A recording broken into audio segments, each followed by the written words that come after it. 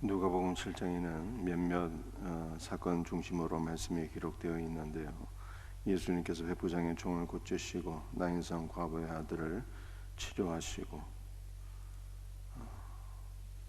또 세례 요한이 보낸 두 제자에게 주님께서 자신의 정체성을 또 말씀하시고 또 죄인된 한 여자가 예수님께 향유를 부은 네 가지 사건에 대해서 말씀을 하고 있습니다. 이 네 가지 사건에서 공통적으로 우리 보게 되는 것은 바로 믿음이라는 거예요. 믿음이 우리에게 있어야 된다라고 하는 것을 성경이 말씀하고 있습니다. 우리는 과연 무엇을 믿어야 되는 것입니까? 2절부터 한번 읽어보겠습니다. 어떤 백부장의 사랑하는 종이 병들어 죽게 되었더니 예수의 소문을 듣고 유대인의 장로 몇 사람을 예수께 보내어 오셔서 그 종을 구해 주시기를 청한지라. 백부장이라고 하는 것은 유대인이 아니라는 뜻이죠. 로마의 백부장이니까, 로마 군대의 백부장이니까 당연히 이방인이 되겠습니다. 그런데 이게 이방인 백부장의 종 가운데 한 명이, 그것도 이 백부장이 아끼고 사랑하는 한 종이 병들어 죽게 되었다라고 하는 이 소식을 유대인들이 예수님께 가서 알리게 됩니다. 그리고 그 종을 고쳐주옵소서 이렇게 간청하기도 해요. 왜냐하면 그 백부장이 우리 민족을 사랑하여서 회당을 짓고 많은 선한 일을 행하였나이다, 이렇게 얘기를 하는 것입니다. 여러분들 기도의 응답을 받으려면 무엇이 있어야 될까요? 중보 기도가 필요한 거예요. 우리 혼자 기도하는 것도 중요하지만 누군가 우리를 위해서 함께 기도하는 중보 기도의 역사가 있을 때 그 기도는 우리 주님께 반드시 응답을 받는다라고 성경이 말씀하고 있어요. 그러므로 우리는 서로를 위해서 기도하는 기도의 동역자가 되어야 하는 것입니다. 백부장의 하인이 고침을 받았는데 그것은 백부장의 믿음만이 아니라 그를 위해서 기도하는 많은 중보자들이 있었다라고 성경이 말씀하고 있기 때문입니다. 오늘 위해서 우리를 위해서 기도하고 계시는 분이 계신데 그분은 바로 예수님이시죠. 우리 주님께서 하늘 보좌 우편에서 우리를 위해서 간절히 중보 기도하고 계셔서 우리 주님의 중보 기도 까닭에 오늘 우리가 믿음의 사람이 되었고 이 자리까지 오게 되었다라고 하는 것을 성경이 말씀하고 있습니다. 주님의 중보 기도로 은혜와 복을 받은 성도들이요, 우리도 예수님처럼 누군가를 위한 중보 기도자가 될 수 있기를 주님의 이름으로 축복합니다. 그러므로 우리는 새벽에 나와서 기도할 때도 나의 기도만이 아니라 가족들을 위해서도 기도하고 교회를 위해서도 기도하고 연약한 모든 지체를 위해서 기도하고 또 나라와 민족과 선교지를 품고 기도해야 되는 것입니다. 주님은 한 명의 중보 기도자를 찾으시는 거예요. 중보 기도를 받으시고 응답해 주시는 분이다 라고 하는 것을 성경에 말씀하고 있어요. 어떤 경우에는 본인이 연약해서 기도하지 못하는 경우도 있지 않습니까? 그런데 주님은 반드시 기도를 통해서 역사하시거든요. 누구의 기도입니까? 그 주변에 있는 많은 중보 기도자들의 중보 기도를 통해서 우리 주님이 역사하시는 거예요. 그러므로 우리가 날마다 새벽마다 누군가를 위하여 연약한 지체들을 위하여 기도하는 우리 복된 중보 기도자들이 되기를 주님의 이름으로 축복합니다. 6절 말씀, 예수께서 함께 가실새 이에 그 집이 멀지 아니하여 백부장이 벗들을 보내어 이르되 주여 수고하시지 마옵소서, 내 집에 들어오심을 나는 감당하지 못하겠나이다. 그러므로 내가 주께 나아가기도 감당하지 못할 줄을 알았나이다. 말씀만 하사 내 하인을 낫게 하소서. 예수님께서 이 백부장의 믿음을 칭찬하시고 유대인 중에서도 이만한 믿음을 만나보지 못하셨다, 이렇게 말씀하셨습니다. 여러분들 백부장의 믿음은 어떤 믿음이었을까요? 여러분들 일단 호칭이 굉장히 중요한 것이죠. 백부장의 믿음은 예수님을 주님으로 고백하는 믿음이에요. 주님으로. 주여 내 집에 들어오지 마소서. 주님께서 내 집에 들어오심을 내가 감당하지 못하겠나요? 여러분들 주님이라고 하는 호칭은 여러 차례 설명을 드렸지만 큐리오스라고 하는 단어인데 두 가지 의미를 갖고 있죠. 왕 중에 왕이시라는 뜻이에요. 오직 로마 황제에게 붙이는 호칭인데 이 호칭을 예수님께 붙이고 있어요. 한 걸음 더 나아가서 이 호칭은요, 바로 여호와 하나님이라는 뜻이에요.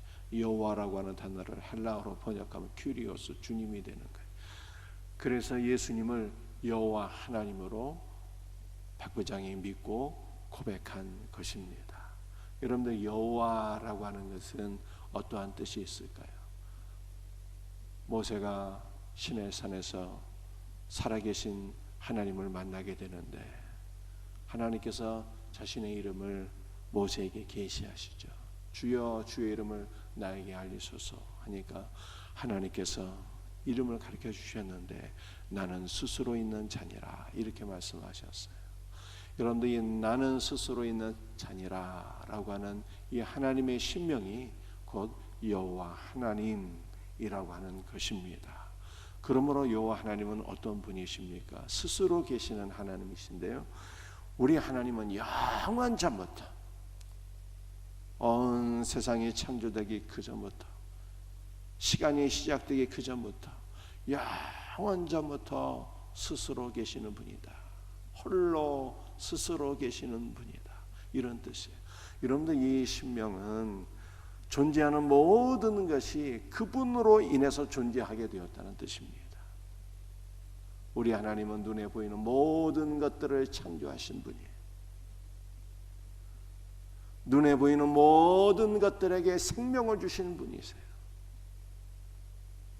스스로 존재하시는 생명 그 자체이신 분이 우리 모두에게 생명을 주셨고 우리 모두의 생명을 주관하시는 분이에요. 육신의 생명도 주관하시고 우리에게 영원한 생명을 주시는 그분이 여호와 하나님이라는 뜻이에요. 그래서 우리 예수님께서 두 번째 사건을 보니까 나인성 과부의 아들을 살려주시잖아요. 과부라고 하는 것은 남편이 없다는 뜻이고 남편이 없다는 것은 오직 아들에게만 소망을 두고 살아가는 가련한 여인이란 뜻인데 그 여인이 마지막 등불 같은 소망 독자가 죽었으니 얼마나 슬프겠습니까? 나인성 과부를 긍휼히 여기시고 그 아들을 살려주셨어요. 청년아 내가 너에게 말하노니 일어나라. 예수님은 죽은 자를 다시 살리시는 부활의 주님이 나는 부활이요 생명이니 라고 말씀하셨습니다. 생명을 주시는 생명 자체이신 분, 그분이 바로 여호와 하나님이신 거예요. 백부장이 믿음으로 주여라고 고백을 했어요. 만왕의 왕이신 하나님, 영원 전부터 스스로 존재하신 하나님, 생명이신 하나님, 거룩하신 하나님께서 내 집에 들어오시면 나는 감당하지 못하겠나이다. 말씀만 하옵소서. 말씀으로 모든 것을 창조하신 하나님에 대한 그 믿음을 백부장이 가졌다는 거예요. 예수님께서 백부장의 믿음을 칭찬하시고 내가 이만한 믿음을 만나보지 못하였다 이렇게 말씀하셨어요. 이 믿음이 저와 여러분에게도 있기를 주의 이름으로 축복합니다. 스스로 존재하시는 하나님, 말씀으로 모든 것들을 창조하시고 생명을 부여해 주시는 하나님, 생명 그 자체이신 하나님, 부활이요 소망이시고 생명이 되시는 하나님, 이분이 바로 예수님이라는 거예요. 세례 요한이 제자 2명을 예수님께 보내죠. 19절입니다. 요한이 그 제자 중 둘을 불러 주께 보내어 이르되 오실 그이가 당신 이오니이까 우리가 다른 일을 기다리오리까 하라 하매.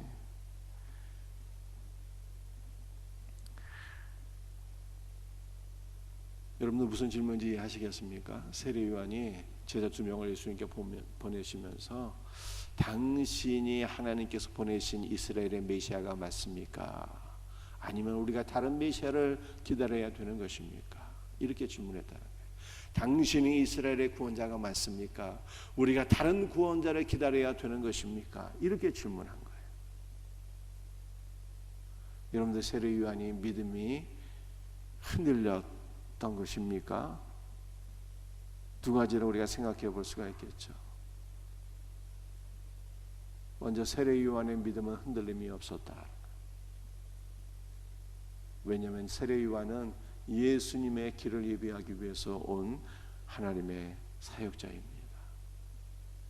예수님의 길을 예비했다는 것은요, 세례 요한이 그가 누구인가를 알고 예수 그리스도를 증거했다는 뜻입니다. 그래서 세례 요한이 이렇게 말씀한 것 아니겠습니까? 나는 물로 세례를 주거니와 내 뒤에 오시는 분은 성령과 불로 세례를 베푸시나니 나는 그의 신들매를 풀기도 감당하지 못할 자라. 내 뒤에 오시는 분은 성령과 불로서 세례를 베푸시고 자신의 타작마당을 정하게 하사 알곡을 모아 천국 창고에 들이시고 쭉정이는 모아서 꺼지지 않는 지옥불에 태우시는 분이시라. 예수님께서 이스라엘의 구원자가 되시고 성령을 주시는 분임을, 천국과 지옥의 모든 것을 결정하시는 분임을 세례 요한이 증거한 것입니다. 세례 요한은 예수님께 세례를 베풀고 예수님께서 성령을 받으시는 이 모든 것을 바라보고 그가 하나님께서 보내신 하나님의 메시아라고 하는 것을 확증했어요. 그러므로 세례 요한은 믿음이 흔들림이 없었다 이렇게 볼 수가 있겠죠. 그렇다면 누구의 믿음이 흔들린 것입니까? 누구의 믿음을 확증하기 위한 것입니까? 두 제자의 믿음을 확증하기 위함이었다. 우리가 이렇게 생각을 할 수 있겠습니다. 그랬더니 예수님께서 답변하시기를 뭐라고 답변하셨습니까? 22절에 예수께서 대답하여 이르시되 너희가 가서 보고 들은 것을 요한에게 알리되 맹인이 보며 못 걷는 사람이 걸으며 나병 환자가 깨끗함을 받으며 귀 먹은 사람이 들으며 죽은 자가 살아나며 가난한 자에게 복음이 전파된다 하라. 여러분들 이 모든 병든 자가 치료받고 회복되는, 가난한 자들에게 복음이 증거되는 이 모든 역사들은 바로 구약 성경에서 말씀하고 있는 메시아의 사역인 것입니다. 이 모든 일이 나를 통해서 일어나고 있다는 것은 내가 곧 성경에 말씀하고 있는 메시아다라고 하는 것을 예수님께서 확증해 주신 거예요. 예수님께서 성경에서 예언된 우리의 구원자라고 하는 이 믿음이 우리들에게 요구된다는 것입니다. 한 걸음 나아가서 우리에게는 어떤 믿음이 필요한 것입니까? 28절에 내가 너에게 말하는 이 여자가 낳은 자 중에 요한보다 큰 자가 없도다. 그러나 하나님의 나라에서는 극히 작은 자라도 그보다 크니라 하니라. 예수님께서 세례 요한에 대해서 말씀하시기를 여자가 낳은 자보다 그보다 큰 이가 없다. 가장 위대한 선지자다. 이렇게 말씀하셨어요. 그런데 예수님께서 한 가지 말씀을 덧붙이셨는데 천국에서는 지극히 작은 자도 그보다 크다. 이렇게 말씀하신 거예요. 여러분들 이것이 무슨 뜻이겠습니까? 세례 요한은요 구약시대 마지막 선지자가 되는 거예요. 마지막 선지자예요. 여러분들 구약시대 모든 성도들의 믿음은 무엇입니까? 장차올 메시아를 바라보고 소망하며 믿으며 그 믿음으로 구원을 받은 거예요. 세례 요한은 마지막 선지자로서 구약의 모든 하나님의 백성들이 사모하고 소망하고 바라보았던 그 하나님의 메시아를 바라보기까지 했으니, 그리고 증거까지 했으니 가장 위대한 선지자가 되는 것입니다. 그러나 우리의 믿음은 더 큰 믿음이다 이 말이에요. 왜 우리의 믿음은 더 큰 믿음일까요? 구약의 모든 성도들은 장차 오실 메시아를 바라보고 소망하고 믿음으로 바라보았지만, 믿음으로 소망했지만, 그 믿음으로 구원을 받았지만 우리는 그 정도 믿음이 아닌 거예요. 여러분들, 우리의 믿음은 어떤 믿음입니까? 구약시대 모든 성도들이 사모함으로 바라봤던 예수님, 그분이 우리 안에 계신다는 것을 믿는 믿음이에요. 우리를 위해서 이 땅에 오시고 죽으시고 부활하신 예수님께서 하늘로 승천하사 성령으로 우리 가운데 임재하셨어요. 당신의 모든 것을 우리에게 다 부어주신 거예요.